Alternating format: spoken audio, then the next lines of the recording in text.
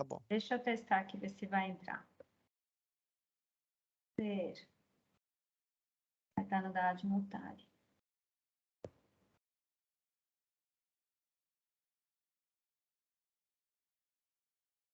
Tem que colocar de notário ao vivo? Para entrar? A de notário é ao vivo? No YouTube? No YouTube, como que faz para achar o ao vivo? Ele vai aparecer. Tem que ver se já está ao vivo, ele vai aparecer no YouTube. Bom, eu estou à disposição de vocês. Aqui eu não achei ainda. Vê se aparece o ao vivo para a gente compartilhar no grupo. Compartilhar no grupo dos colegas delegatários. Quem mais está aqui? Deixa eu agradecer a presença. Não consigo identificar. Tá só com a letrinha. Na hora que o senhor falar, doutor, estou às ordens. Tá. Começou a gravar? Começou. Podemos começar, então? Pode começar.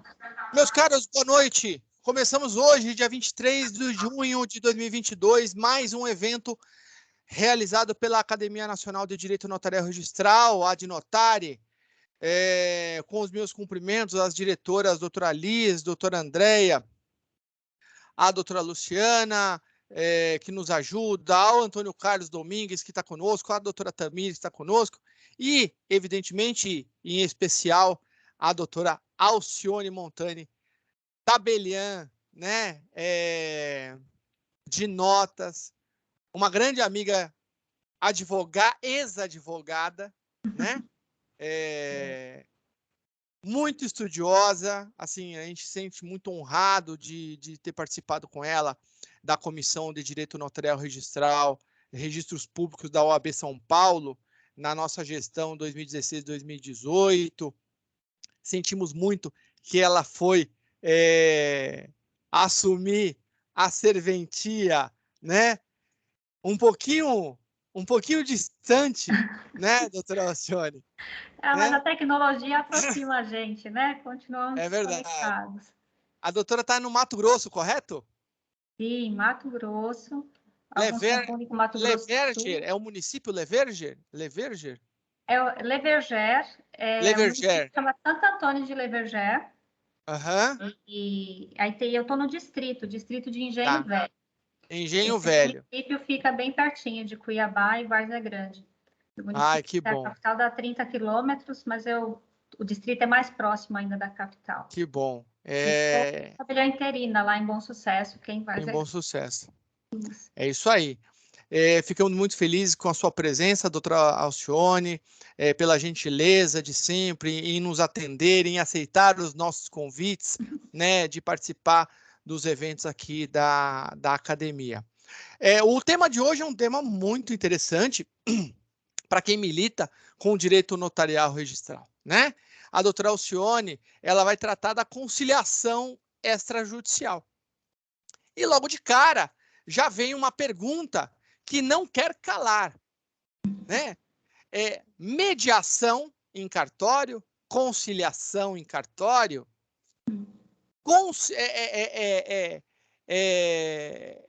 arbitragem em cartório.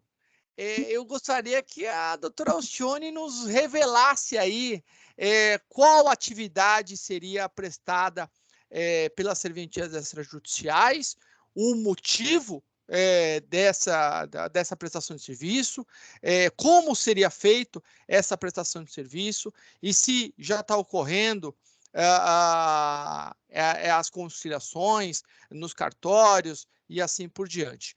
Então, passo imediatamente a palavra para a doutora Alcione, para ela poder nos orientar e nos ensinar sobre esse tema muito rico e que imagino que vai ter aí um espaço muito grande para estudar esse tema. Doutora Alcione, a palavra é com Vossa Excelência. Mais uma vez, muito obrigado e mande um beijo para minha amiga, sua filha, a Sofia. Tá bom? Muito obrigada, doutor Kikunaga. É sempre uma honra estar com vocês, já de longa data, né? Nós caminhamos juntos na Comissão de Direito Notarial e Registros Públicos, e depois na Ad Notari.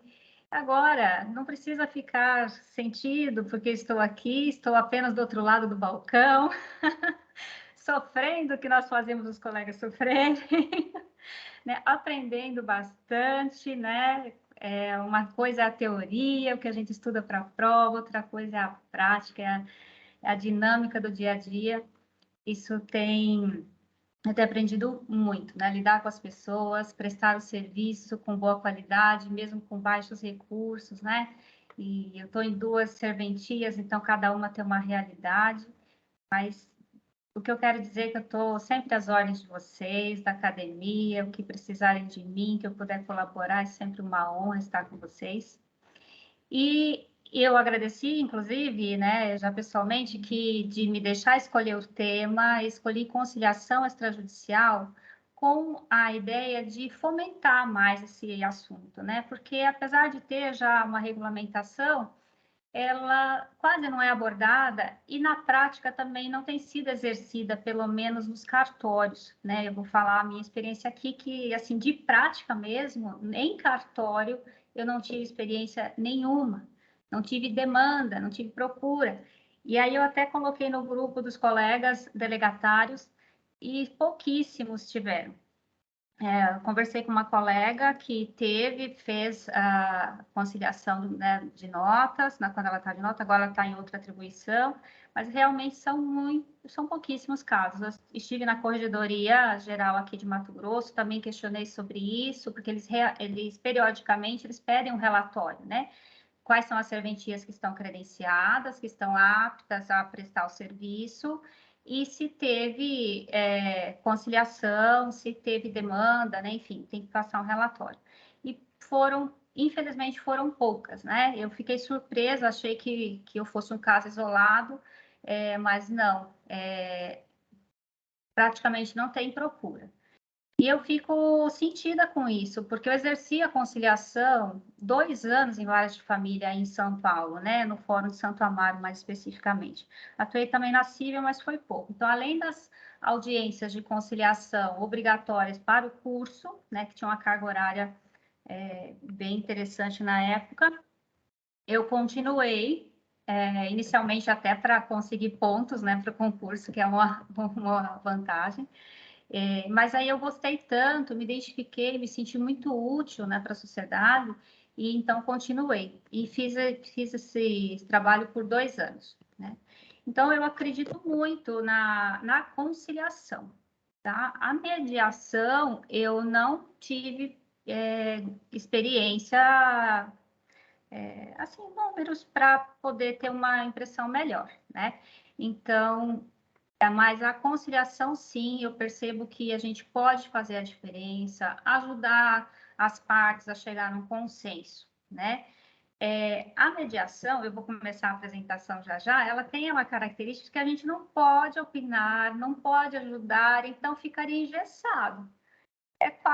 Acho que se a pessoa fala assim, não, eu só quero mediação, é melhor fazer análise, né? Desculpa falar assim, mas porque assim, como é que a gente vai ajudá-lo a fazer com que ele mesmo entenda como é que ele tem que chegar? Seriam, acho que, muitas sessões de mediação. Já a conciliação, claro que, assim, tem momentos, voltando um pouquinho, momentos em que a gente tem que atuar como mediadora. Você faz uma pergunta e quando a pessoa vai formular a resposta, ela vai ter que refletir naquele assunto e aí ela acaba chegando à conclusão, né? Então, assim, depende de cada caso e do momento. Então, assim, eu acredito que tem momentos que eu vou ter que conversar isoladamente com uma parte, outro momento em conjunto, né? E a gente vai abordar no decorrer da apresentação algumas características, né, de como tem que ser essa sessão de conciliação. Em cartório, eu acredito que seria muito mais produtivo sessões de conciliação. Até porque o notário é um profissional do direito, né? Está ali, tem essa bagagem, ele já tem o dever de orientar as partes, né? De ser imparcial. Então, ele já é uma pessoa formada ali para isso, né? Então, ele pode equiparar as partes, ainda que desacompanhadas de advogado, ele pode dizer, olha, você tem direito a isso e tem dever disso. E a outra parte também. Então, colocar numa balança e ajudá-los a chegar num consenso. O que mais? Acho que os outros questionamentos que o doutor fez, eu vou vou apresentando aqui no decorrer, pode ser? Então, tá bom. Claro, Vamos ver. fica à vontade, doutora Alcione. Eu vou clicar aqui na apresentação, inclusive quero agradecer publicamente a Vanessa Bordin, que preparou para mim. E vamos Opa! Obrigado, Vanessa! aqui.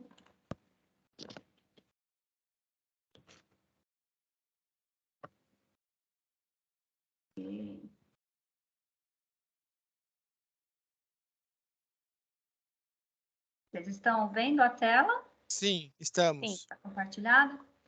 Então, como eu falei, a intenção dessa apresentação, né, é divulgar mais o Instituto, né, da Conciliação e da Mediação Extrajudicial.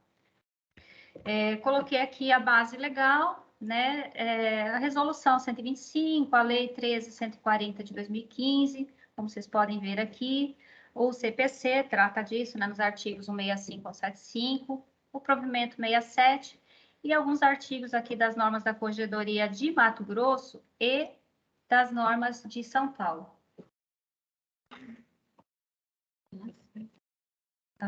Tá aparecendo uma tela para vocês ou tá aparecendo diferente? No YouTube, acho que tá de outra imagem. Tá aparecendo a mesma ainda, doutora Alcione. Tá. No YouTube tá um pouquinho diferente, aqui a gente está acompanhando a imagem. Bom, Vanessa foi muito carinhosa e colocou uma foto minha aqui. Vamos lá para as diferenças. Mediação, conciliação e arbitragem, né? Apesar de não ser o tema, né, não participar da arbitragem, eu coloquei aqui porque eu acho que é interessante para diferenciar, né? Na mediação, como a gente estava falando ainda há pouco, o mediador ele só facilita o diálogo. Ele não pode opinar, ele não pode sugerir, olha, se fizer assim, se fizer de outro jeito, apresentar soluções, né? Já a conciliação, a gente pode sugerir soluções, pode ajudar a pessoa, né? Oferecer opções, mas quem vai escolher é a parte. Cada uma vai decidir se é interessante para ela ou não, né? Mas a gente pode auxiliar, né? Sugerindo soluções. Já na arbitragem, que essa não tem previsão, né? Um dos seus questionamentos, doutor, no início, a arbitragem não tem previsão para cartório. Lá, nos contratos que prevêem a arbitragem, eles elegem um árbitro que vai dar a solução para o litígio, né? Então, é como se fosse um juiz, não vai ser as partes que vão chegar no consenso, o árbitro vai decidir, vai analisar e vai simplesmente decidir qual a decisão que vai ser tomada. Olha, trouxe aqui para você ter noção que a gente tem que observar alguns princípios, né? Que quem é conciliador já vê logo de cara que a gente tem que observar isso mesmo, né? A imparcialidade do mediador, a isonomia entre as partes, a oralidade, né? Tudo conversa, só no final que é lavrado o termo, a informalidade, a autonomia da vontade das partes, busca do consenso, confidencialidade e boa-fé. Dentre todos esses aqui, eu busquei falar um pouquinho mais da confidencialidade, que a gente vai tratar já na frente. Aqui, ó, alguns são repetidos nas normas da Corregedoria de Mato Grosso, confidencialidade. A decisão informada, aqui eles chamam como diretrizes, né? A decisão informada quer dizer que as partes têm que estar informadas da situação para poder tomar a decisão. Então, essa é uma diretriz. Competência, dever de possuir a formação adequada. Doutora Assim, Alcione, senhor? desculpa interromper, mas pelo menos para mim, eu ainda estou no primeiro slide. Então, no YouTube está assim também. Aqui Não, mas no YouTube. Mas não está mudando, não, viu, doutora Alcione? Mas Não aqui tá... eu estou mudando. não tá. Eu estou olhando aqui no YouTube também. Essa aqui é a Vanessa? Oi, Vanessa. Oi. Tudo bem? Agora mudou. Linda, Agora mudou. Agora mudou. né? Voltou para o primeiro. Voltou para o primeiro. Já está adequando aqui. Mudou? Não. Não, tá no primeiro. Mas ele tá Agora aparecendo mudou na para tela cheia? Não, Tá mudando tem que colocar aquele do começo ali, né? Tem que clicar do começo e aí mudando. tá na foto da doutora Alcione. Agora voltou pro primeiro slide. Tá tamanho grande ou pequeno? Pequeno. Não tá na apresentação de slide, mas tudo bem. Isso aí não tem problema nenhum. Mas se quiser que eu... Aqui na tela tá Aqui para nós tá como se tivesse... Mas se quiser... Aparece? Aparece, aqui sim. Se quiser que eu faça o compartilhamento, eu vou passando os slides, pelo menos fica mais fácil para a doutora Alcione falando. Sim, por favor, então. O importante é resolver. Vamos, aí eu vou fazer aqui que eu acho que vai dar certo. Vou ter que só parar aí o compartilhamento. Pode fazer, por tá? favor. Uhum. Será? Vai ter que parar o seu compartilhamento que eu consigo compartilhar. Tá. Vou ver aqui. Espera só um pouquinho que eu tenho que tirar meu...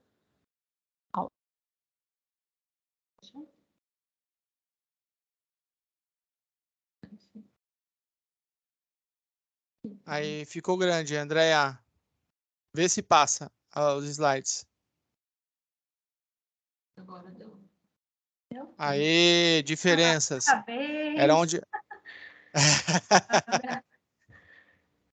Que bom. Só me Então, falar que eu vou Ótimo. mudando. Isso, aqui Vou eu falei ficar da aqui. diferença, né, da mediação, né, que a gente não pode oferecer solução, né, tem que ajudar as partes a chegarem ao consenso. Na conciliação, a gente pode auxiliar, né, sugerindo soluções. E na arbitragem, a diferença é que o árbitro é que vai decidir, né? Mas a arbitragem não cabe nas sessões em cartório, né? Tem as câmeras arbitrais para isso. Pode passar o próximo, por favor. Ok.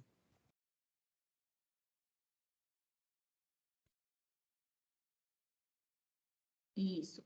Os princípios eu já abordei. Eu estou indo bem rápido aqui por conta do tempo, que é de 1 hora, então, para a gente chegar no ponto que eu queria falar, então, uma ênfase maior lá no final, né? Ok. Então, a imparcialidade do mediador, a gente falou, a confidencialidade ali das diretrizes.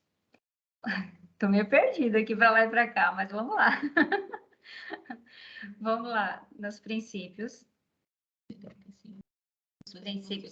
A isonomia das partes, a oralidade, né, porque a gente conversa muito com as partes, informalidade, né, de acordo com a necessidade, não precisa rígido. Doutora Alcione, deixa eu fazer a pergunta. Hum. Dentro desses princípios aqui, esses são os princípios da mediação, né? Você está falando dos princípios da mediação. A gente vai tratar da conciliação, né, daqui a pouquinho. Mas deixa eu fazer a pergunta, né? A ideia de se praticar a conciliação em cartório será mais ou menos como se faz nos inventários separações e divórcio? O CNJ recomendou o uso de alguma sala especial, alguma sala reservada, ou não? Né? A conciliação vai se dar em qualquer local do cartório. Não, tem que ter uma sala reservada, né, para não expor as partes. E eu aqui até tenho 2 ambientes, porque dependendo da situação, eu acomodo uma das partes, né, às vezes poderia vir mais acompanhada, deixar no ambiente e outras partes noutra, né? Então, tenho 2 salas aqui. Mas tendo uma já seria o suficiente, né, para atender. Então, um ambiente adequado, reservado para atendê-los, para não expor, né, porque tem que atender durante o horário de funcionamento do cartório, não pode ser fora do horário. Então, por isso é necessário. Então, aqui, esses princípios estão na lei que fala para mediação, mas eu entendo que eles se aplicam também na conciliação, por isso que eu até os trouxe aqui, né? Não vejo muita diferença, não. E são autoexplicativos. Pode passar o próximo, por favor.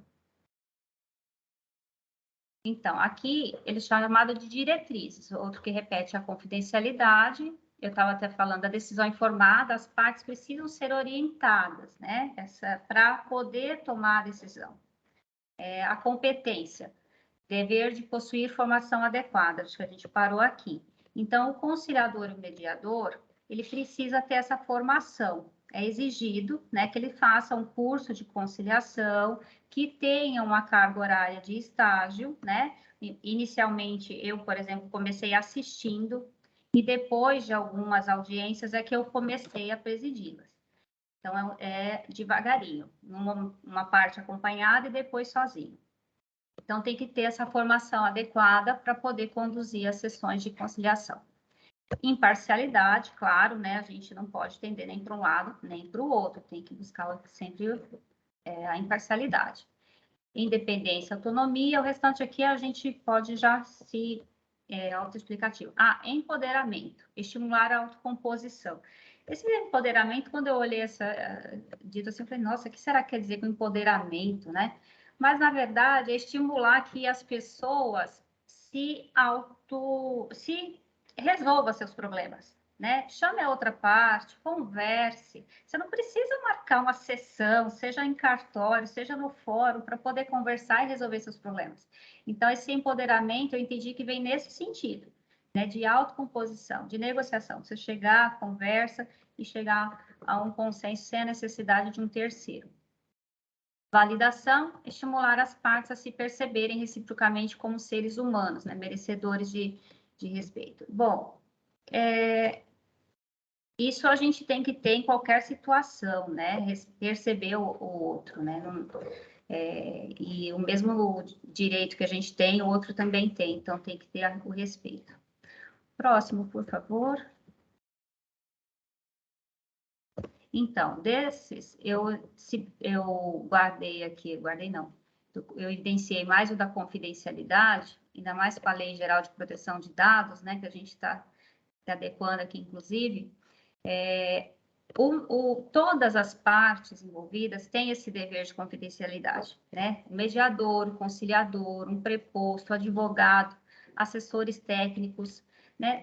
E, enfim, todos têm esse dever de guardar o sigilo, né? Será confidencial a informação prestada por uma parte em sessão privada. O que quer dizer isso?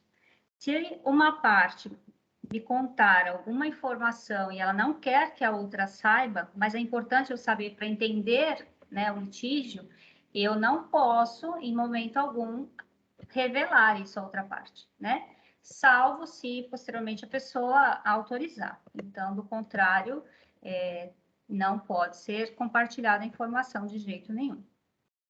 E em cartório só pode ter até 5 conciliadores, né, auxiliares. É o conciliador e mais 5 auxiliares, tem isso também. Então, e a parte tem o direito de escolher com qual que ela quer que faça a sessão de conciliação. Próximo, por favor. Então, eu trouxe aqui algumas exceções, né, que fala aqui que no artigo 30, inclusive, da Lei 13.140, toda e qualquer pessoa, toda e qualquer informação relativa ao procedimento de mediação será confidencial em relação a terceiros, não podendo ser revelada sequer em processo arbitral ou judicial, salvo se as partes expressamente decidirem de forma diversa, ou quando sua divulgação for exigida por lei, ou necessária ao cumprimento do acordo obtido pela mediação. A outra exceção muito importante de ser observada é a informação relativa à ocorrência de crime de ação pública, né? Então, eu não posso simplesmente fazer de conta que não ouvi, né? Eu tenho que dar seguimento a isso, né? E que mais? A regra da confidencialidade não afasta o dever de as pessoas prestarem informações à administração tributária. Não tem como fugir também não, viu, doutor Kikunaga? Tem que prestar direito tributário aí, não importa de onde é. Já ia mudar aqui, por favor. Então, doutor Alcione, se a Lei 13.140 de 2015, ela fala dessa confidencialidade, significa que a expedição de eventuais certidões dos termos que serão lavrados pelo tabelião de notas serão negados. É isso, né? Então, não se aplica o princípio da publicidade notarial de forma como regra, vira exceção. Você não vai expedir certidão para qualquer pessoa. No termo, eu acredito que sim, a publicidade, né? Mas, assim, do que é confidencializado ali, né? Aí não. Mas, assim, na justiça, no Poder Judiciário, tem processos de segredo de justiça, né? Então, no acesso é Sim. reservado. Então, sinceramente, essa pergunta é bem interessante, porque eu não li nada a respeito da publicidade desses termos, né? Porque ao final da sessão é lavrado um termo. E a gente pode tratar tanto de direito disponível quanto de direito indisponível, esses que admitem transação, né? Então, num primeiro momento, eu só me preocupei com o que é verbalizado, porque ao final vai ser lavrado o termo e desse termo vai ser formado um livro, né, que é o livro de conciliação e mediação. Então, do livro no cartório, de todos eles, a gente pode pedir certidões. A parte só precisa se identificar. Antes não era necessário, agora com a Lei Geral de Proteção de Dados, a parte precisa se identificar. Não precisa dizer para que ela quer, mas precisa se identificar. Então, eu imagino que vai ser nesse mesmo caminho. Mas vamos fazer o seguinte, a gente vai continuar o estudo. A hora que eu fizer os primeiros, que outros colegas compartilharem a experiência também, a gente retoma aqui para falar como é que está sendo. Tá bom. Tá bom? Então, próximo, por gentileza. Isso aqui eu acabei já até falando, né? Que é o que a gente pode tratar na conciliação, né? De todos os direitos disponíveis e aqueles indisponíveis, mas que permitam ser transigíveis. E aí, neste caso, terá que ser homologado pelo juiz, exigida a oitiva do Ministério Público, né? E isso cria um leque bastante aberto, né, para a gente poder atuar e facilitar, porque o Poder Judiciário, ele é muito demandado, então tem uma demora grande, né? Então, assim, a gente poderia pensar. É claro, como eu falei para o senhor, no extra aqui, eu não fiz nenhum, né? Então, a gente está na parte da teoria, mas eu acredito que sim, que dá para pôr em prática todos esses serviços aqui. Mas é interessante essa questão de você exigir homologação judicial no extrajudicial, né? Tendo em vista que a tendência das normas, das leis que vêm para o extrajudicial é afastar a presença do Poder Judiciário, né? E não atrair, né? Vem para o extra, mas eu tenho que voltar lá para o judicial para homologar. E fica uma situação meio sem sentido, né? Ou você faz no judicial, ou você faz no extra. Se você faz no extra, você não homologa. Se você faz no judicial, tá lá no judicial. É a mesma história a do ITCMD aqui em São Paulo, doutor Alcione. Aqui em São Paulo, se você vai, isso está expresso no decreto 46655/2002 de São Paulo, dizendo, olha, se você fizer o inventário judicial, você tem que ouvir a Fazenda para homologar o cálculo do ITCMD. Porém, se você fizer o inventário na via extrajudicial, perante o tabelião de notas, ele já é um profissional do direito. Então, o artigo 26A do decreto estadual de São Paulo, ele fala, olha, você não precisa homologar os cálculos do ITCMD. Por quê? Porque quem vai fazer a conferência desse cálculo é o tabelião de notas. Então, ou verificar essa possibilidade me parece um retrocesso social. Se a ideia é desjudicializar, ampliar essa nova forma, né, de resolver conflitos, você atrair o judiciário para homologar, eu acho que realmente é um grande atraso, né? Verdade, eu concordo com o senhor. É a forma como está em lei agora, né, que deve ser homologado, mas, assim como o juiz, nós também somos profissionais de direito, dotados de fé pública, analisamos todo o procedimento, foi redigido o termo, né, então não teria realmente por que levar o Poder Judiciário para homologação. Concordo plenamente com o senhor, mas por hoje é o que a gente tem, né, mas é questão de se debater esse assunto, de, né, fomentar mais, levar para mais colegas conversar sobre isso, para mudar, né? Só assim que a gente consegue fazer as alterações legislativas. Próximo slide, por favor. Quem pode participar? Isso é muito tranquilo, viu? Qualquer pessoa natural e capaz, viu? há um parênteses aqui, doutor, que difícil, que, viu? Às vezes a gente chega, acha que a pessoa é capaz, ela se identifica, fala que... E aí, na hora que você vai ver, ela não é alfabetizada.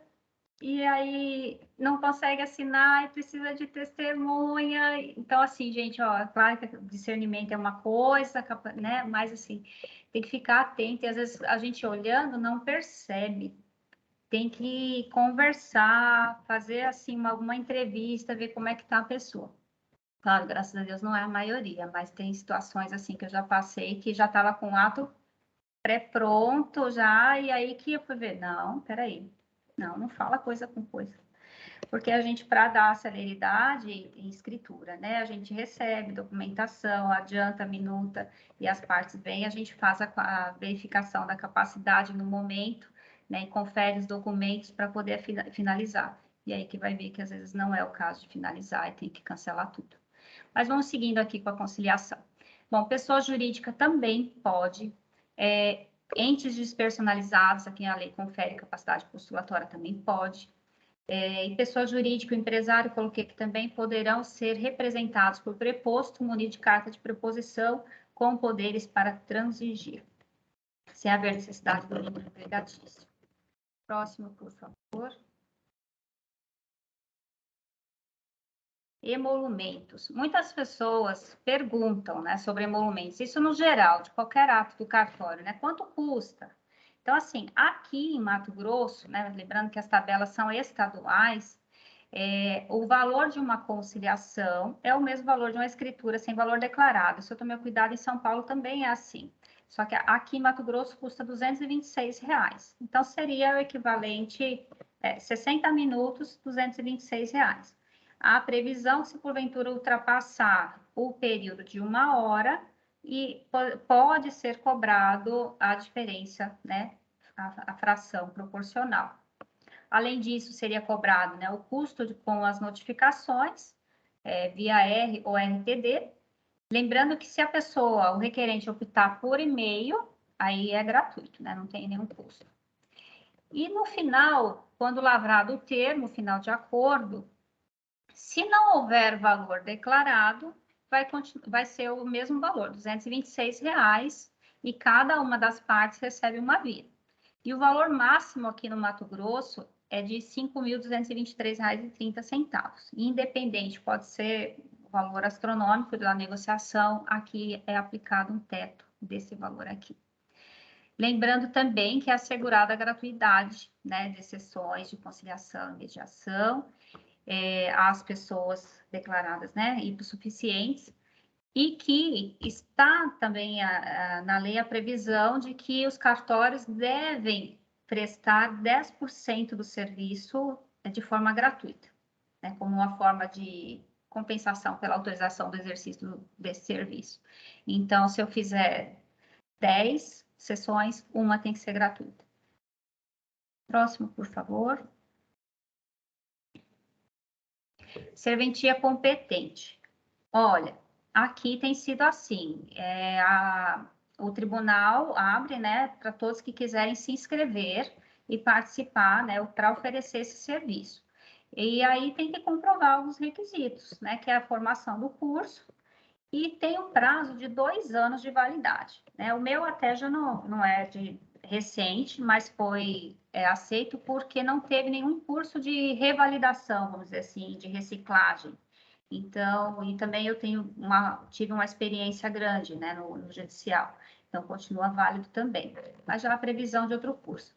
Se bem que nesse ponto, doutor, é outro ponto assim para se questionar, porque assim, quando veio a lei para falar da forma regulamentando, né, as conciliações e mediações, ela não exige que a pessoa seja um bacharel em direito, por exemplo, né? Pode ser qualquer pessoa, de qualquer área de formação.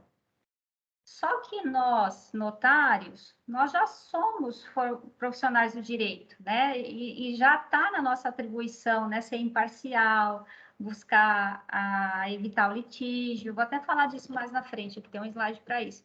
Então, eu acho que não seria o caso da gente ter que se submeter a reciclagens, né? Mas vamos lá. Então, aqui, voltando... Doutora Cione, deixa eu fazer uma pergunta. Oi. Desculpa. A senhora comentou aí que não é necessário a formação em direito. Mas se o conciliador ele vai propor soluções, ele não deveria entrar no mérito da questão? E a questão sendo jurídica, ele não sendo formado em direito, ele vai sugerir de que forma? Baseado num achismo, baseado na sua experiência de vida, né? Como é que funcionaria essa questão aí, tendo em vista que nos grandes cartórios o tabelião ele delega aos prepostos o exercício da função. Certo. Então, vamos imaginar um cartório grande de uma grande capital e um escrevente, um preposto, que não seja formado em direito, né? Sabemos, evidente, que muitos colegas prepostos não formados em direito, mas são pessoas brilhantes. Porém, você não pode atribuir a uma pessoa, vamos dar um exemplo, né? Um problema de incorporação imobiliária. Lei 4591 de 64. Se a pessoa ela não conhece a fundo a lei de incorporação, como é que ela vai sugerir uma solução, né? Indicar o consenso para essa pessoa? Então, a obra está atrasada há mais de 6 meses, então já violou a Lei 13786 de 2018, e o sujeito ele quer extinguir o contrato, né? E quer receber o seu dinheiro à vista, conforme a súmula 543 do STJ. E aí o escrevente fala, mas eu não conheço essas regras. Como é que ele vai sugerir? Você pode só passar por cima dessa questão, por gentileza? Doutor, é muito pertinente a sua observação. Olha, eu penso o seguinte, em cartório, a administração é privada. Então, eu posso escolher qual é o profissional que vai exercer cada tarefa. Aqui, eu tenho uma bacharel em Direito, tá, se formando, tenho eu, né? Então, temos nós duas, tem outra que está estudando. Na outra também tem. Mas, esse nível de conhecimento tem que ser observado, né? Mais para frente. Em serventia, acho que daria para a gente se preparar pessoas. No judiciário, que na época que eu atuei como conciliadora voluntária, não tinha isso não. A pessoa faz o curso e está habilitada. Só que o que acontecia? Não fazia acordo, porque chega lá, tem acordo? Não tem. Tem proposta? Não, mas não tem assunto, não tem argumento para poder puxar a conversa e ver se realmente não tem. Precisa, Exato. sim, ter essa bagagem, né? Quando a pessoa vai trazer o requerimento, ela já vai contar um pouquinho da história, né? Por que ela está chegando ali para pedir essa conciliação, e ali a gente já vai ter uma noção do problema, né? E ver se temos capacidade ou não, né, de auxiliá-los a chegar no consenso. Eu acho que o profissional tem que ter bom senso e dizer, olha, infelizmente eu entendo que eu não estou preparada para esse tipo de demanda, é melhor o senhor procurar outro. Porque o tabelião, em todas as suas funções, ele é um profissional que é a escolha da parte, né? Ela tem que se sentir segura. E também o conciliador, ela vai escolher, dentro do rol que eu tiver aqui disponível, vou dizer, olha, tenho a pessoa, eu digo qual é a formação e ela vê se quer ou não. Então, é muito interessante, sim, essa observação, e a gente tem que ser transparente com o cliente, explicar se temos ou não bagagem suficiente para poder auxiliar de alguma forma. E se não tiver, ser sincero e deixar a porta aberta para ele buscar um outro profissional mais capacitado, porque o direito é muito amplo. O senhor falou de alienação fiduciária, eu entendo pouco de alienação fiduciária, mas eu entendo mais de família, eu entendo de sucessão, eu me sinto mais confortável, né? Então, tem isso também, né? De afinidade com a matéria. Então, a gente tem que respeitar isso e não aceitar tudo que aparece, né? E não fazer um trabalho bem feito. A gente tem que ter essa sensibilidade para falar não em alguns momentos, né? Explicar. Sim. Ok, obrigado. Imagina. Vamos lá, próxima. Requisitos mínimos do requerimento. Ah, então, ó, no requerimento, como está falando, a pessoa vai ter que apresentar a qualificação, né? Normal, como se a gente fosse fazer uma petição jurídica, os dados suficientes para a identificação da outra parte, para a gente conseguir notificá-la, a identificação do meio de intimação da outra parte, o requerente é que vai dizer como que ela quer que seja feita essa notificação. Se vai ser pela RTB, se vai ser AR, se é por e-mail, né? Então, o requerente é que faz essa escolha. E aí, ela já faz uma narrativa sucinta do conflito. E aí, a gente já vai ter uma noção de como proceder, né? Aí já vamos saber se a gente dá conta ou não. Então, é importante que ele apresente essas informações aqui. Outras informações relevantes, né, a critério do requerente e cópias do requerimento. Se o requerente optar pela notificação via e-mail, essas cópias não são necessárias. Caso contrário, está nas normas que ela tem que apresentar cópias suficientes para todas as partes que serão intimadas. Então, é isso aqui o mínimo de informação que a gente precisa no requerimento. E também o depósito prévio da primeira sessão de conciliação, que depois, caso não seja realizada ou se for cancelada, a previsão de devolução de parte do valor, né? Isso vai depender também do momento que é solicitado esse cancelamento. Próximo, por favor. Doutora Alcione, posso fazer outra pergunta? À vontade, doutor. Estou aqui para isso. É que a Se eu não senhora souber, eu respondo sobre... na próxima. É que a senhora comentou sobre o depósito prévio, né? Sim. Entendo, particularmente, entendo que o depósito prévio é uma exigência ilegal. E mesmo se estivesse constando da lei, entendo que seria ilegal, inconstitucional. Por quê? Porque o emolumento, ele tem como fator gerador a prática do ato administrativo notarial registral, né? Então, teoricamente, você paga a escritura pelo ato praticado. Então, você não paga pela minuta que a doutora Alcione confeccionou, né? Isso acontece muito, né? O sujeito pede, a senhora minuta, e depois ele pega a tua minuta e leva para um outro lugar, né? A senhora não recebe pela minuta, recebe pelo ato lavrado. Assim como o registro de imóveis, teoricamente falando, o registro de imóveis só poderia cobrar os emolumentos após a prática do ato registral, né? Onde é praticado o ato administrativo e nasce o dever de pagamento dos emolumentos. Nessa hipótese, a senhora está prestando um serviço. E entendo eu que, a partir do momento que a senhora prestou o serviço, né, assim como a ata notarial, né?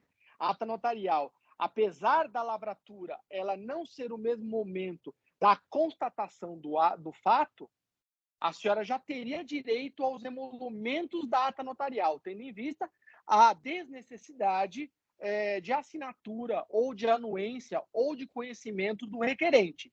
A senhora já poderia, constatou, lavrar e cobrar os emolumentos, independentemente da anuência do sujeito. Na hipótese da conciliação, do mesmo modo, porque no momento que a senhora atendeu as partes, a senhora estudou o caso, a senhora já prestou o serviço, né? Então, eu entendo que não seria caso de depósito prévio, mas seria caso, sim, de pagamento de emolumento parcial do serviço que a senhora realizou, tendo em vista que a senhora se debruçou em relação ao caso, fez um estudo, né? E assim por diante. Então, eu gostaria que a senhora comentasse sobre essa questão do depósito prévio, se isso tem alguma previsão na lei, ou se os tribunais vão regulamentar esse modo de depósito prévio mesmo. Então, aqui é para funcionar como depósito prévio. E aí, se a parte desistir, eu tenho o direito de segurar uma parte. porque esse valor só finalizaria, ele só converte em emolumentos no momento que eu selo o ato. Então, por isso que ele fica como depósito prévio. Inclusive, recentemente foi editado um provimento aqui em Mato Grosso em que as serventias devem deixar o dinheiro em contas separadas. Né, para serventias de titulares, como eu sou aqui em Everger, então eu posso optar, e eu optei por deixar uma conta separada até para facilitar a administração, porque não converteu ainda, a parte pode desistir e eu tenho que devolver, né? Então não posso usar esse dinheiro. Nas serventias em que são administradas por interinos, é obrigatório, ele tem que deixar reservado. Bom, ao questionamento do senhor, eu concordo, eu gostaria muito que fosse assim, ainda que tivesse um valor menor, mas você já está sabendo, se protocolou, é tanto, pronto. Vai fazer, isso aqui está incluso esses serviços, pronto. Vai ter audiência de conciliação, é tanto. Picadinho, mas já define por fases. A gente tem essa dificuldade também, doutor, no casamento. Isso é uma curiosidade aqui, né? É um selo. E já inclui ali a habilitação, a celebração, a publicação de editais, mandava para o MP, todo o procedimento e a primeira certidão. Tudo. Aí, às vezes, já passei por essa situação 2 vezes. Fez todo o procedimento, a pessoa está habilitada para o casamento, desistiu do casamento. E aí? Ela quer parte do dinheiro de volta. Então, não dá para devolver e agora? E aí começa, vamos ver como é que a gente pode fazer. E se tiver bem definido quanto se paga exatamente por cada ato, não teria esse problema. Desistiu? Pronto, não tem... Porque administrativamente falando, também dá trabalho. Você tem que verificar quanto vai ser, qual o percentual, em que fase que parou, para saber quantos por cento a parte tem direito de tê-lo de volta, né? É que a senhora, quando a senhora fala em direito do titular de retenção, a palavra retenção me remete a ato ilícito. Entendeu? Então, assim, se eu estou retendo dinheiro, significa que a parte, ela cometeu um ato ilícito. E não há ato ilícito da parte. É por isso que os emolumentos, eles devem ser bem definidos, né? Por quê? Porque se a natureza jurídica do emolumento é uma taxa, a taxa, ela precisa definir o serviço que está sendo prestado.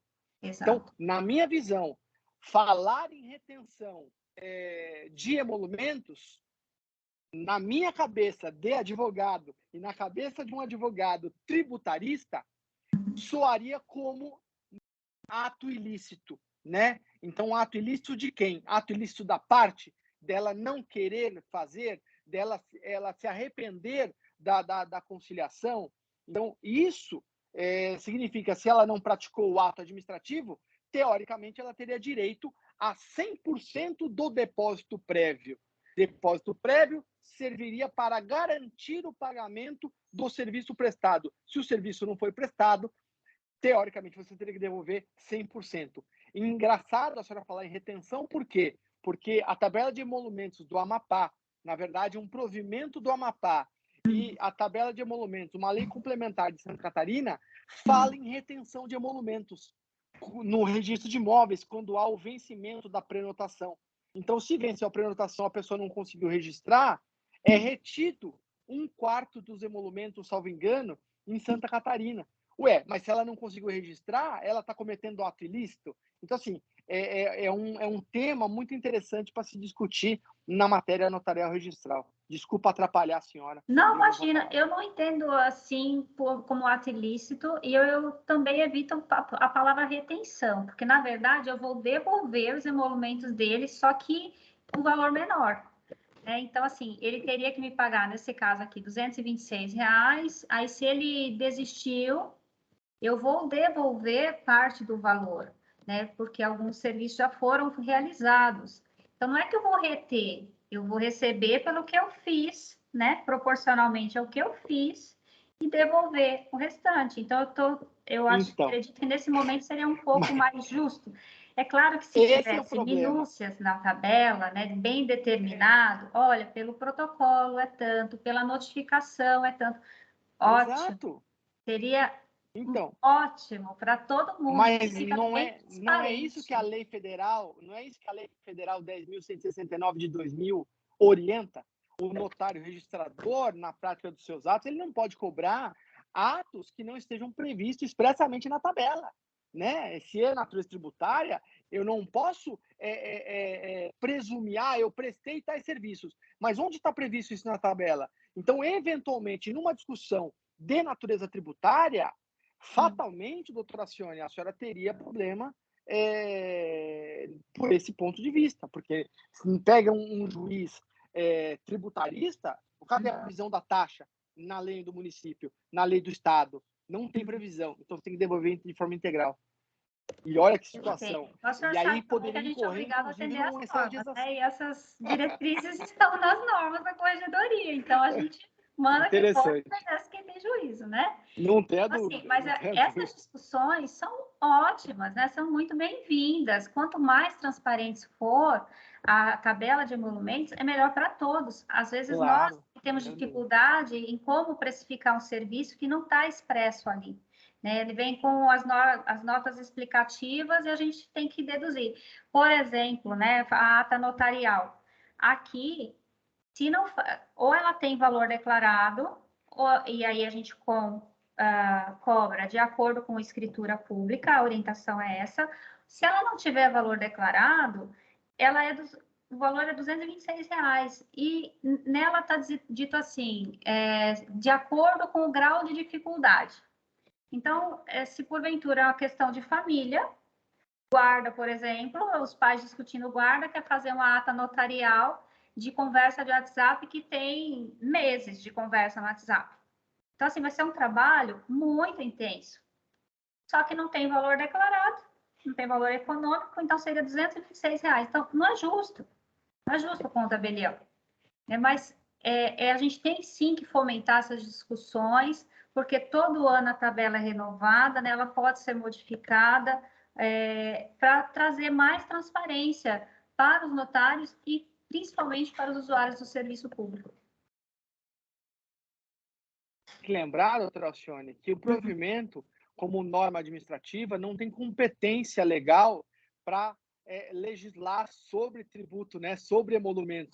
Então, eventualmente, qualquer previsão normativa é manifestamente ilegal, né? Então, dizendo provimento do CNJ, provimento dos tribunais, falou de emolumento, é manifestamente ilegal. Esse é um ponto que os notários registradores, infelizmente, eles não se debruçam para estudar e para se proteger, né? Então, eu sugiro que as ANOREGs criem comissões de natureza tributária para falar de emolumentos, para que as tabelas sejam claras, né? Porque a lei federal determina que a tabela deve expressar os atos que serão praticados e os atos que serão cobrados. Não dá para uma tabela de emolumentos e falar assim, o grau de dificuldade. Como assim o grau de dificuldade? Né? A ata notarial ela já tem um alto grau de dificuldade por si só. Né? Exato. Não importa se ela é uma página, ela já é difícil só por ser ata notarial. Né? Então, assim, eu critico veementemente esse tipo de previsão normativa ou até mesmo previsão na tabela de emolumentos.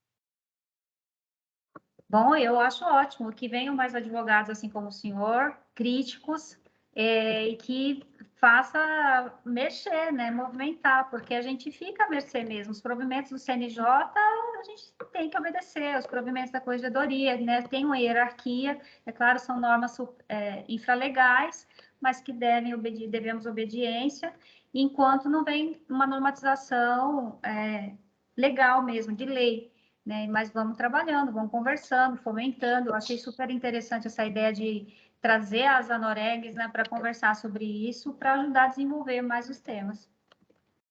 Né? Muito bom, obrigada.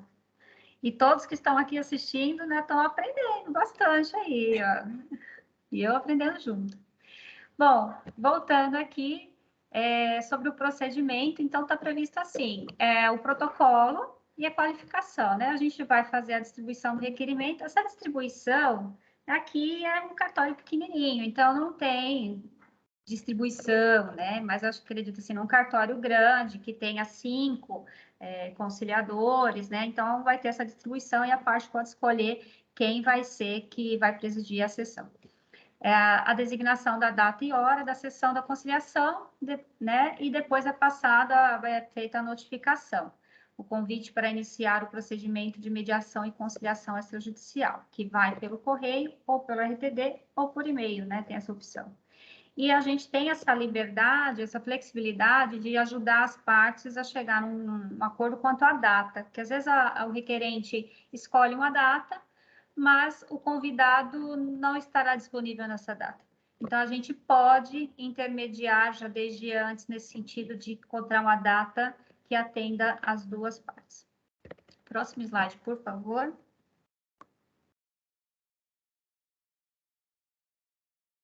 Então, aí vem a sessão de conciliação e mediação, a realização da sessão. Depois que termina, a gente lavra o termo final, né, torcendo para que seja frutífera. Esse documento tem força de título executivo extrajudicial. Todos assinam o termo e cada parte recebe uma via. Ele é arquivado para formar o livro de conciliação. E o requerimento de desistência é arquivado em pasta própria, caso aconteça, né? E fica aqui, a gente tem que guardar por no mínimo 3 anos. Próximo, por favor. Eu trouxe aqui algumas observações. Vamos ver aqui. Considerar-se-á rejeitado o convite se não for respondido em até 30 dias da data do seu recebimento. Na hipótese de existir previsão contratual da cláusula de mediação e de conciliação, as partes deverão comparecer à primeira sessão. Então, não é uma opção, né? Caso o contrato tenha essa previsão, ela deve comparecer. Ninguém será obrigado a permanecer em procedimento de mediação e conciliação. Então, vai a primeira, se não quiser ir mais, está liberado. Os prazos são contados em dias corridos, diferente do CPC, né, que lá são dias úteis. É importante essa observação. A leitura da intimação eletrônica via e-mail deverá ser feita em até 10 dias corridos, contados da data do envio da intimação, sob pena de considerar-se intimado desde o término desse prazo. Em caso de desistência, o requerimento será arquivado e conservado por, no mínimo, 3 anos, como eu disse ainda há pouco, e que 10% do total das demandas deverão ser atendidas de forma gratuita. Próximo, por favor.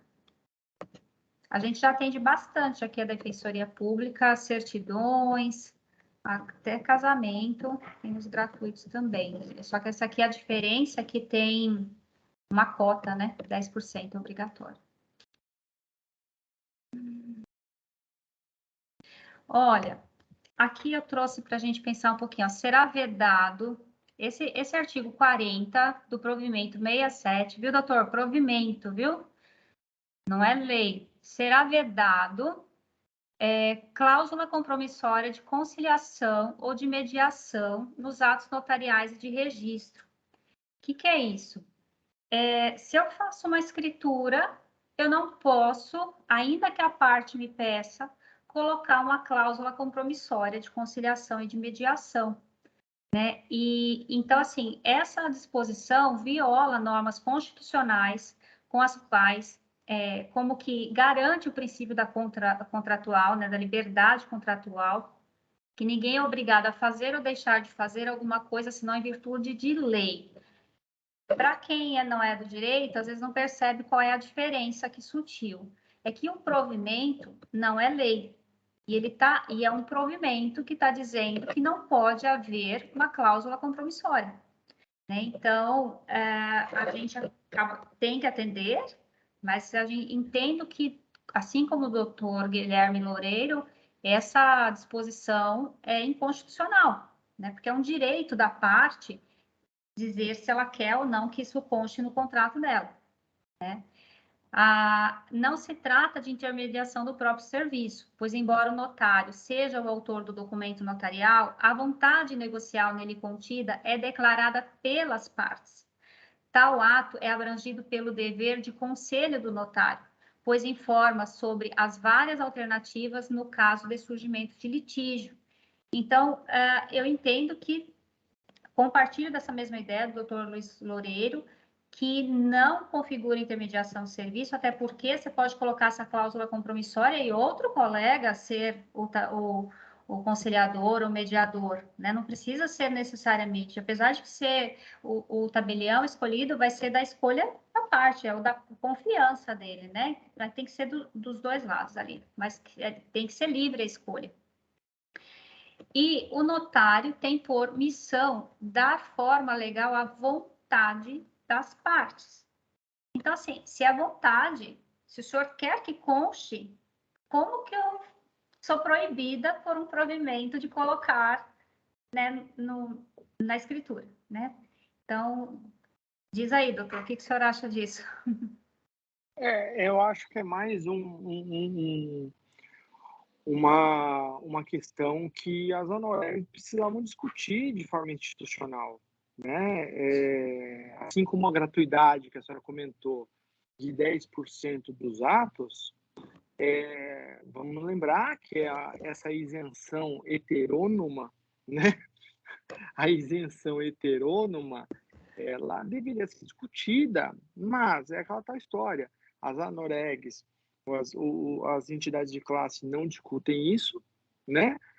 Isso acaba passando e a gente tem que lembrar que o serviço é prestado por um particular, em colaboração com o poder público. Né? Que tem né? E tem custos. Então, se você vai determinar uma isenção heterônoma, que você também determine num parágrafo seguinte a exigibilidade da criação de um fundo, porque há muitas serventias deficitárias, né? Então, a exceção, poucas são as serventias multimilionárias, né? Como o pessoal, como a sociedade enxerga os cartórios. Então, assim, é uma questão de responsabilidade da classe. E esse movimento, Alcione, eu não vejo, né? Acontecer. Geralmente, quem está à frente das entidades são os titulares de grandes serventias que acabam não enxergando os pequenos, né? E os pequenos são a maioria. E eu acho isso super injusto, porém, é uma determinação, né? E aí a sociedade, quando fala isenção, a sociedade quer a sua isenção prevista lá, seja ela por provimento, seja por resolução, seja por qualquer meio, né? Então eu acho isso que a gente precisa ter um pouco mais de responsabilidade, tanto a advocacia em exigir o cumprimento da lei, e os notários precisam também exigir o cumprimento da lei e cumprir a lei, né? Então, mais uma crítica que a gente deixa aqui no nosso encontro. Verdade, doutor. Próximo slide, por favor. Por que fazer conciliação nos cartórios? Doutora, eu não coloquei a mediação, né? Mas você sabe que a gente está aqui para os dois, né? É que cada um tem uma personalidade, né? Eu sou mais para conciliação. Acredito que com ela eu consigo ter êxito, ser mais efetiva, né? Eficaz, ajudar realmente a solucionar, né? Respeito muito os mediadores, né? E que conseguem pôr em prática e extrair dali um resultado positivo, né? Mas acredito que nessa estrutura nossa aqui, a conciliação vem muito mais a atingir o objetivo final, que é a pacificação social.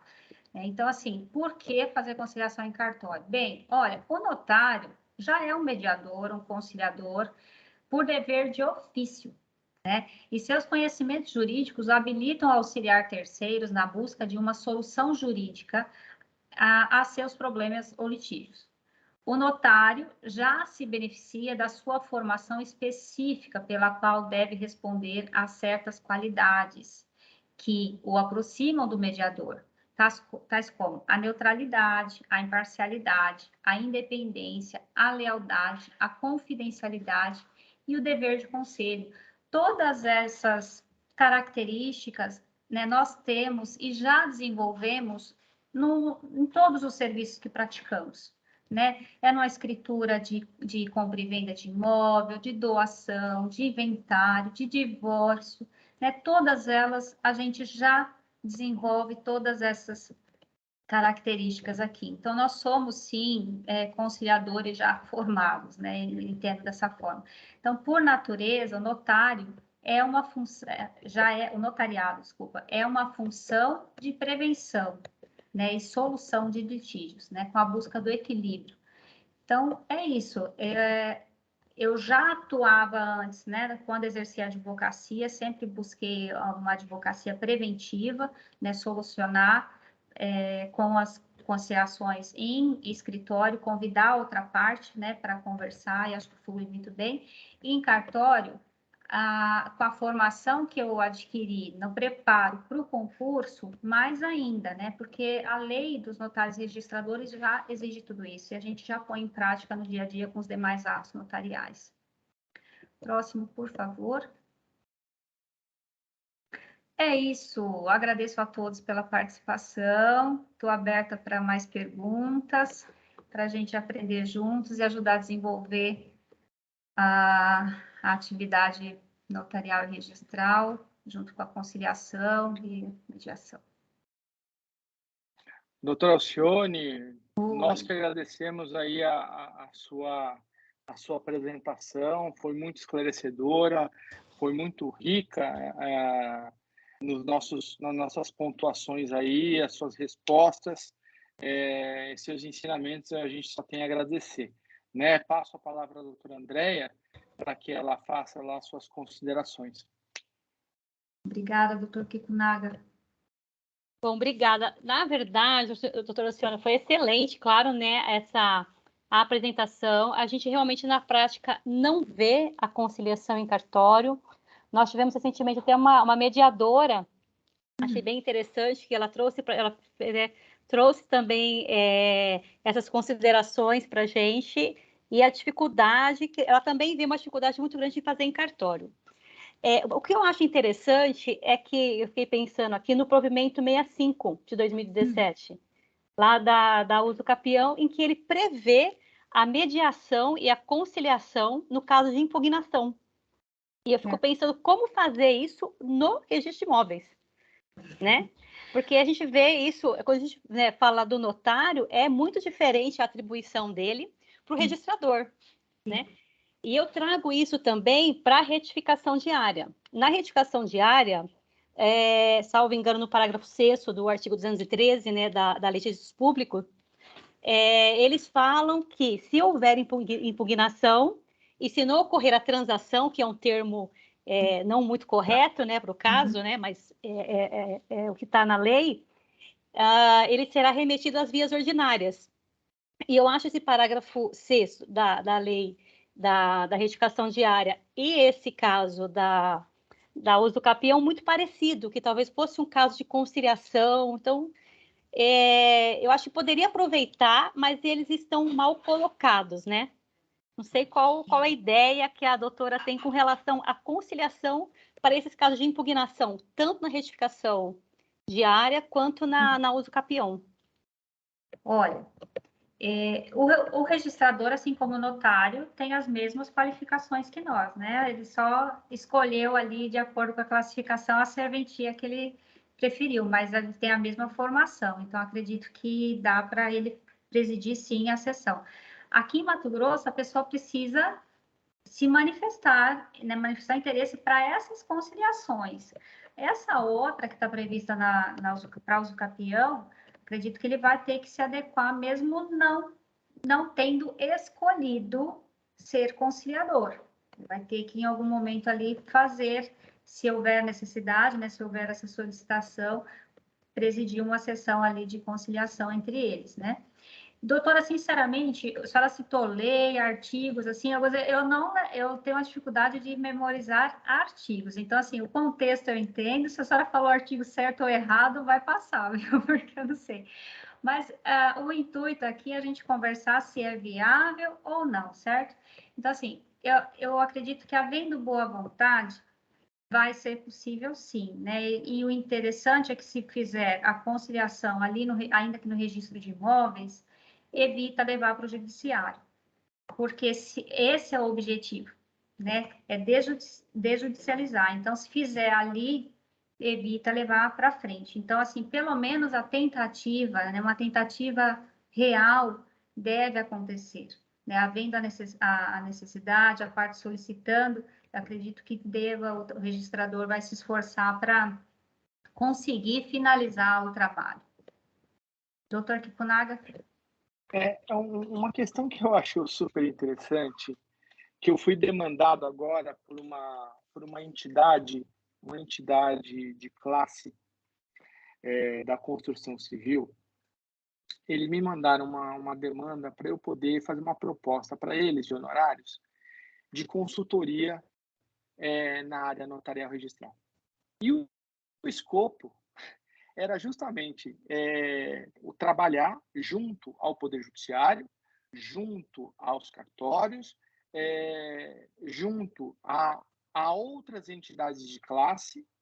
Para quê? Para poder orientar a aplicação correta do direito notarial registral.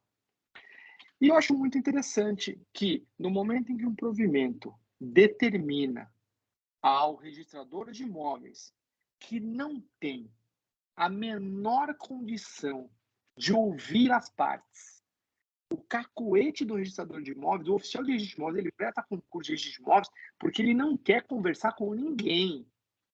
Ele quer olhar documento. Você quer conversar com alguém? Vá prestar concurso para oficial de registro civil, ou tabelião de notas. Então, assim, cada atividade tem as suas características.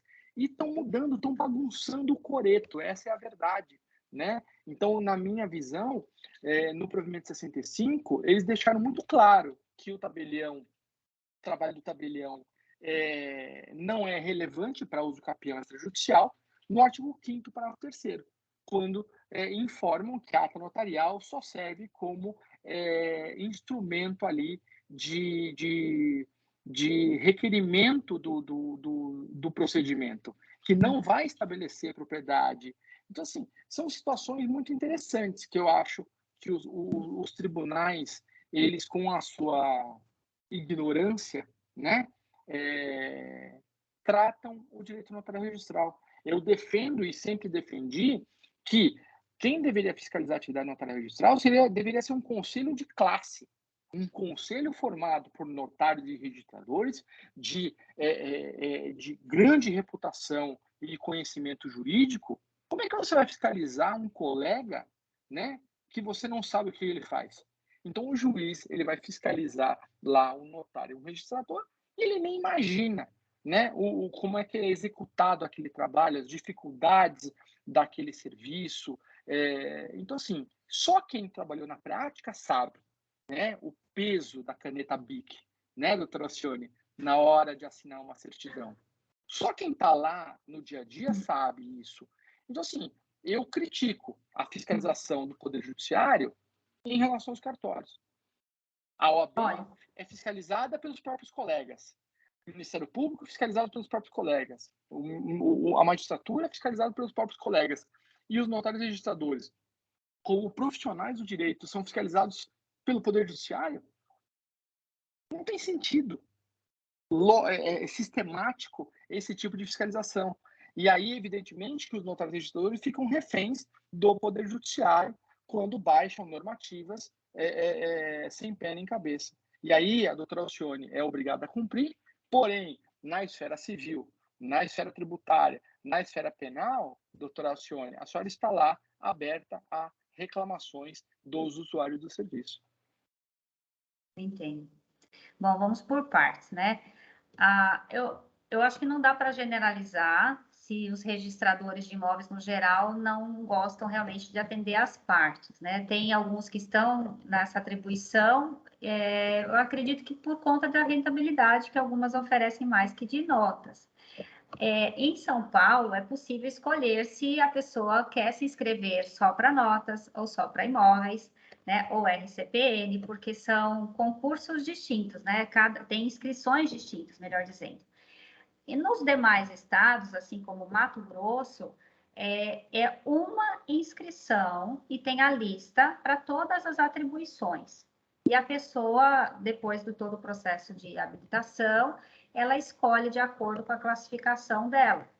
Normalmente é escolhido, claro, vai levar em consideração o serviço que ela gostaria de exercer, mas também a rentabilidade, né? Não dá para a gente negar que esse quesito pesa bastante. Então, eu imagino que não dá para generalizar que só porque se trata de um registro de imóveis, o registrador não vai ter qualificação de conciliador. Então, é um ponto. Eu concordo em parte com relação à fiscalização pelo Poder Judiciário, que tem sido exercida pelo Poder Judiciário. Seria interessante, sim, ter um órgão de classe mais representativo, né, que realmente vivencia as nossas mazelas, né, do dia a dia e sabe como que é difícil, e a gente responde em todas as esferas, como o senhor falou, civil, criminal, em tudo, né? Administrativamente, mais ainda, né? A gente responde os processos aqui. Então, tem juízes, né? Eu estou falando isso porque aqui eu tive a oportunidade de conhecer o Dr. Calmon, que é o juiz auxiliar da corregedoria daqui, e percebi que ele, sim, é um entendedor da matéria, né? Ele fala, assim, com muita propriedade do conteúdo, né? Ele estuda, então, é uma exceção? Pode ser, né? Eu não conheço muitos, né? Eu estou chegando aqui há pouco tempo, estou um ano só, mas realmente é um caso de se pensar, né? De realmente ter um órgão mais... da gente ter uma representatividade maior de quem realmente exerce a atividade na prática, né? Não só na teoria. É isso.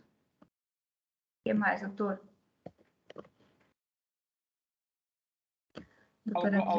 Alguma pergunta de algum participante que queira fazer com a doutora Alcione, porque nós estamos já a 2 minutos do final do nosso evento.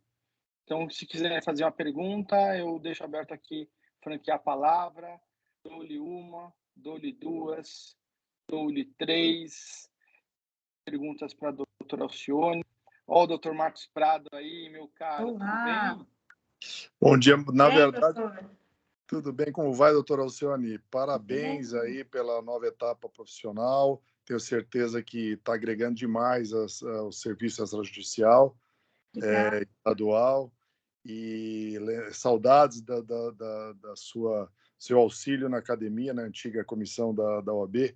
Entrei mais para dar uma saudação, porque não consegui participar do debate, infelizmente, mas tenho certeza que os trabalhos foram muito ricos aí.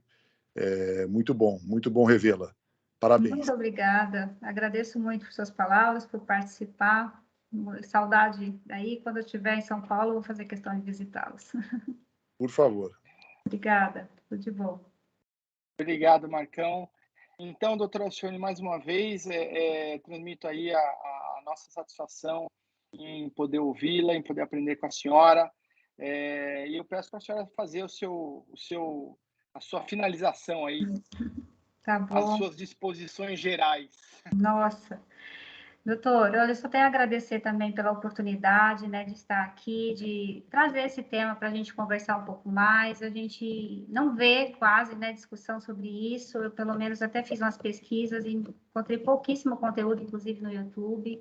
Acho que a gente tem que fomentar, é só assim que a gente vai melhorar, né?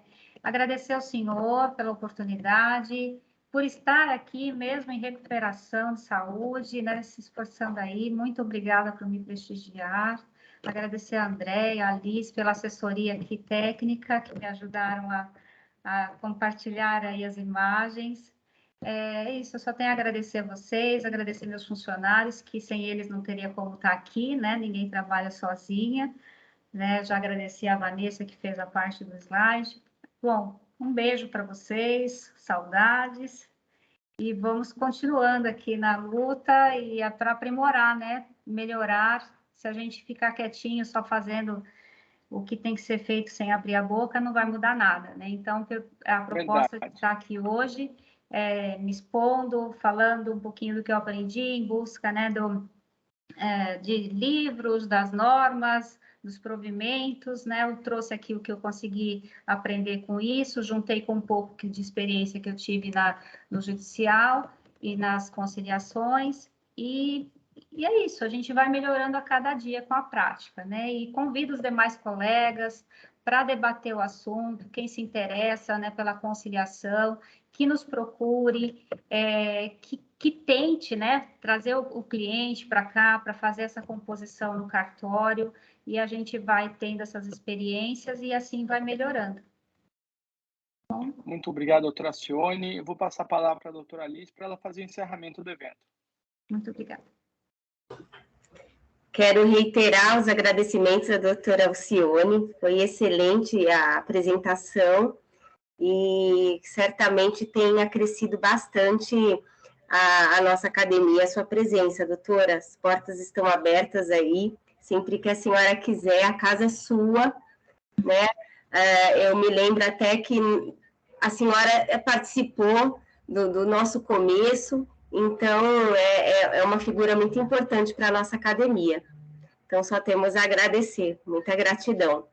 Eu quero apenas só também aproveitar a oportunidade e lembrar que na próxima semana nós teremos um evento na quinta-feira, nesse mesmo horário, às 19 horas, com o Dr. Jorge Alexandrides, Dr. Marcos Vinícius Kikunaga e o Dr. Josué Modesto Passos.